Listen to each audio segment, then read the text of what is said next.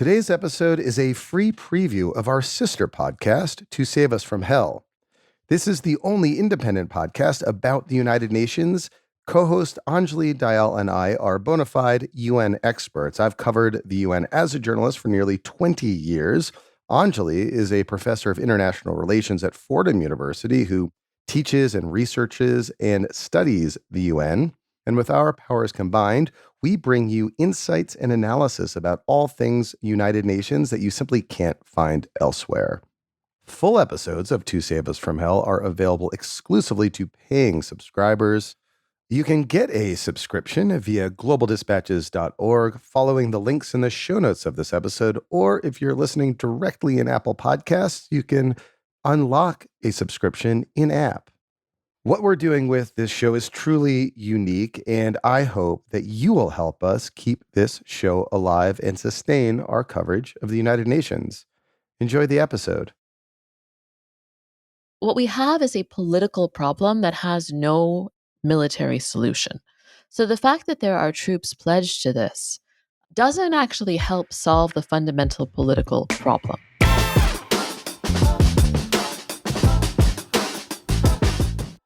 Welcome to Save Us from Hell, a podcast about the United Nations. I am your co-host, Mark Leon Goldberg. I'm a journalist. I've covered the UN forever and ever, and I run Global Dispatches, which hosts this very podcast. And I'm Anjali Dayal. I'm an associate professor of international politics at Fordham University in New York, and I teach and I do research and I write about the United Nations. So, Anjali, we are recording this on Thursday, February 19th at about noon Eastern Time, right at the conclusion of the inaugural meeting of the Donald J. Trump Board of Peace. This was attended by, a couple dozen world leaders with speeches from many of them. It was mostly focused on Gaza, and we might remind listeners that the Board of Peace is in many ways a creation of the United Nations. It was enshrined in a September Security Council resolution that endorsed Donald Trump's 20-point peace plan for Gaza and gave this entity, the Board of Peace, a supervisory role over the implementation of that peace accord. So there is this kind of direct connection between the United Nations and the Board of Peace. However, when the Board of Peace was formally launched at the World Economic Forum in Davos in January, the charter of the Board of Peace made no mention of Gaza whatsoever, suggesting that this is going to be some sort of entity to take on everything, everywhere, leading some to suggest that this might be a competitor to the United Nations. And those suggestions, I think, were heightened by the logo of the Board of Peace, which looks suspiciously like the logo of the United Nations, except for the fact that the United States is at the center as opposed to the entire world. And we've discussed the logo in a previous episode. This is all to say, Anjali, this is a good opportunity to talk about the Board of Peace. I mean, it's interesting. I wouldn't frame it as a creation of the United Nations so much as a concession of the United Nations Security Council to sort of like producing a peace plan that the US would sign off on. The creation of the Board of Peace is basically, I think, something that the Security Council largely was like, okay, take it. If that's what it takes to get the US to the table, then that's what we'll accept. I think it's notable that most of the other members of the Security Council are not members of the Board of Peace, and that there's actually no clear sense of how the Board of Peace and the United Nations Security Council will interact, as you said.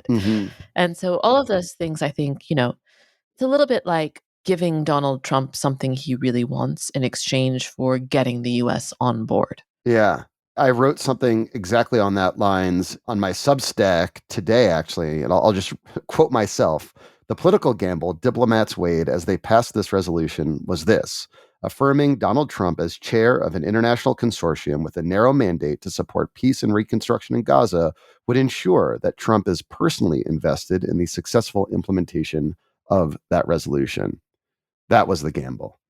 Yeah, I mean, I think, we've talked about this for a long time, but the increasing desperation of people around the UN system and the US's allies more broadly to get the US to do something, anything, to end this war, not just in the Trump administration, but also in the Biden administration, means that even though this is an objectively bananas proposal that gives Donald Trump personally a lifelong seat on the Board of Peace, even though there's no real plan attached to it, even though it advances a vision for Gaza that is morally abhorrent if you care about the lives of Palestinians, it's the kind of thing where they, I think, looked at it as an inroads. It is objectionable in all those ways, but at best, he will just tire himself out convening stupid meetings where he plays November Rain in front of a big, backdrop at the commandeered USIP building.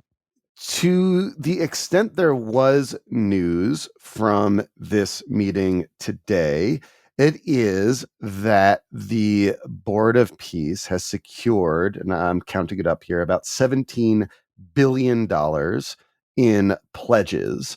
This is $7 billion from everyone else and $10 billion that Donald Trump announced would be transferred from the US Treasury to the Board of Peace. But there's no institution called the Board of Peace in the US government or in international affairs. So it's really unclear where this money is going, if indeed this money is actually going to materialize. One common issue around the UN is often that when you have big pledging conferences, countries make a big deal about pledging money, but doesn't actually commit the money that it's says that it would. And so the UN is very careful about collecting pledges and comparing those pledges to actual committed amounts. Here we have no entity or institution that's going to do that. So we really don't know, number one, if this money is going to materialize. Number two, to what this money might be going. There was this presentation that we saw in which Gaza becomes this, in 10 years' time, a gleaming seaside resort with high rises and all that. It's hard to imagine. And we'll see just kind of whether or not this is $10 billion in financing for real estate projects controlled by family members of Donald Trump, or if this is money committed to actual aid and reconstruction that's Gaza led. The relationship between the Board of Peace and the key actor most likely to be capable of reconstruction in Gaza, OCHA, is pretty amorphous. Tom Fletcher, the OCHA chief, was invited to speak to the board today in Washington. He wasn't able to attend because he's visiting South Sudan. No UN official is actually planning on taking part. But to the extent that that money is available, it doesn't look like it's actually destined for OCHA, given the plans right now. And OCHA would be the actor, the set of actors, the coordinator, most likely to be able to successfully lead that reconstruction in a way that centers the needs of Gazans. Because it's, it has experience doing this. It's not like a ad hoc fly-by-night entity put together in the kind of ad hoc fashion that this Board of Peace has been put together.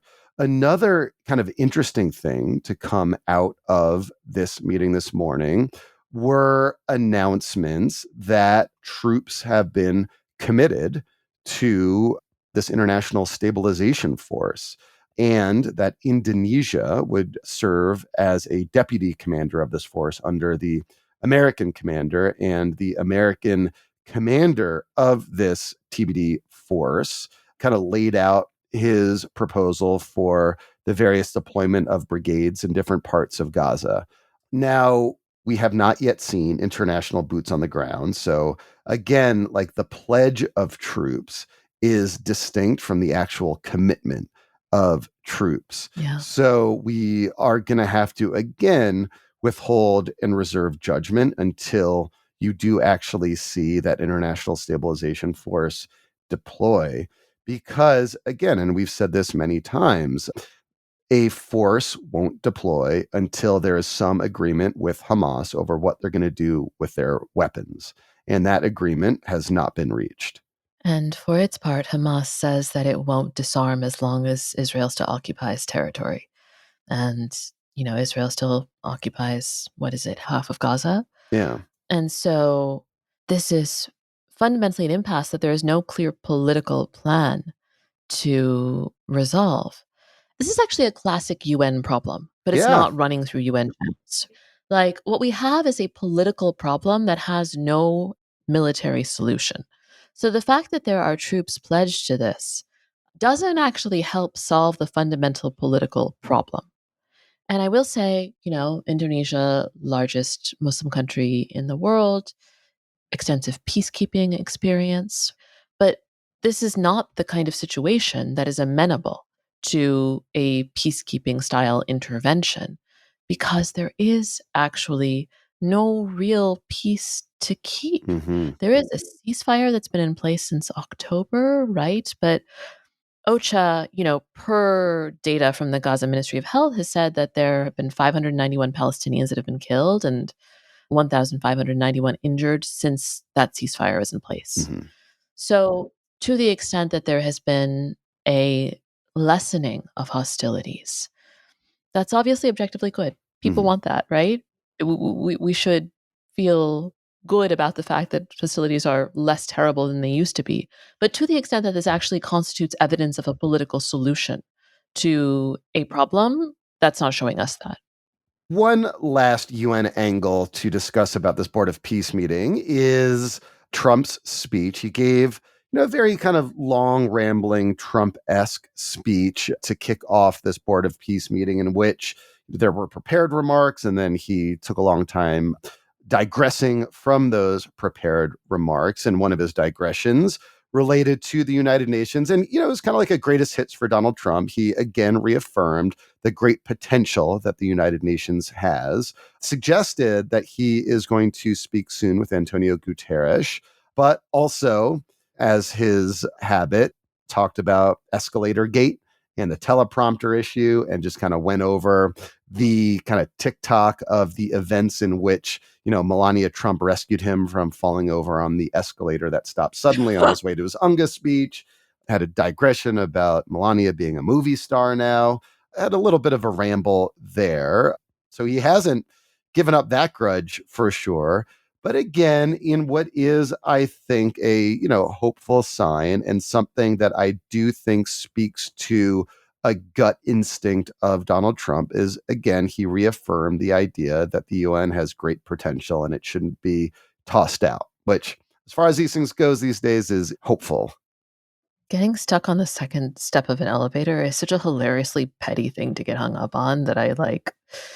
Anyway, all that to say, yeah, at the end of the day, I think um, that he has great affection for the United Nations system somewhere deep in his soul, right? Yeah. Doesn't necessarily translate to any kind of real connection between the Board of Peace and the United Nations, because the Board of Peace is essentially a vanity project for him that, to the extent that it will get things done, will rely on the work of others who are motivated to produce either wealth for themselves or solutions, depending on who they are. Hmm. And so a lot will depend, I think, on how skillfully UN diplomats can weave themselves into the process. Yeah. And interesting, actually, a former UN official, Nikolai Mladenov, who ran basically like the quartet for a long time, is like a point person for the Board of Peace on overseeing like all aspects of the reconstruction plan. So it is interesting that they kind of tapped into UN expertise again to try to actually implement some of this. Yeah, I hesitate to bring up this comparison because it ended so badly. But, one precedent we might have here is the UN's involvement in Iraq. After, the US's invasion of Iraq famously did not receive Security Council authorization. The US sought Security Council authorization. Colin Powell's argument is anchored in Security Council Resolution 1441, the idea that Iraq is transgressing the resolutions of the Security Council. Therefore, the Security Council should give the US the authorization to invade. US doesn't get it, famously invades anyway. There's no role for the UN at the outset. But as it becomes clear that the situation in Iraq is chaotic in a way that demands sort of experienced political and humanitarian expertise, the UN does establish a United Nations office in Iraq. That office famously is the target of a pretty significant bombing that claims the life of its chief and a number of his deputies, Sergio Vieira de Mello. But it is an example of how, despite not being at the basis of a particular kind of controversial intervention, the UN ends up holding the bag to some extent because it has expertise, it has the experience that a purely military minded actor can't really have. That's, I think, precisely where this will go as well. As the kind of higher up political actors realize how complicated the situation actually is, they're going to turn to people with actual experience on the ground, which Yeah. will be the UN, which will put them in conflict with Israel, which has a complicated and fraught relationship with the United Nations. And then it'll come down to the United States to try to pressure Israel to work more cooperatively with the UN. Whether or not that happens might determine the ultimate success of whatever Gaza reconstruction happens. That's my quick take on whether or not this will succeed or fail. But, one really, to me, startling backdrop to this Board of Peace meeting is, paradoxically, the massive, massive military buildup that the United States is orchestrating around Iran. As we speak, you have naval fleets moving into position to potentially attack Iran. According to media reports, as soon as this weekend, people might be listening to this and the United States might already be at war with Iran. And, there's a lot to discuss about this. You and I were not Iran experts necessarily. We are experts in how the international system works, and it's not supposed to work like this. No, I mean, speaking of the illegal use of military force, my blunt professional take is that this is some really bad shit. My more nuanced professional take is that, that the US has been angling on a full scale military confrontation with Iran since Trump's first term. There is a key coterie of even old school Republican officials who view conflict with Iran as being important. And so there's a lot of pressure for conflict, for confrontation with Iran. And it seemed like in January, Donald Trump got close to pulling the trigger. It seems like they're going to get close, or anyway, it seems like, as you say, this weekend is maybe the time. None of that changes the fact that we live in a post 1945 international system where the use of military force to change the terms of the international system is illegal. The UN Charter does two big things that restructure the post 1945 world, that constitute the collective compact in which states agree to live. The first is that it outlaws the use of aggressive warfare as a tool of standard politics, right? It ensures that states understand that in order for military action to be legitimate, it has to receive the authorization of the UN Security Council. And it underwrites the sovereignty of post colonial states, and in doing so, reaffirms the principle of sovereign integrity for every state. And this kind of action essentially upturns both of those core pillars. That was a free preview of our full episode. To unlock the episode, please go to globaldispatches.org and purchase a subscription. We rely on your support to keep this show going. Thank you.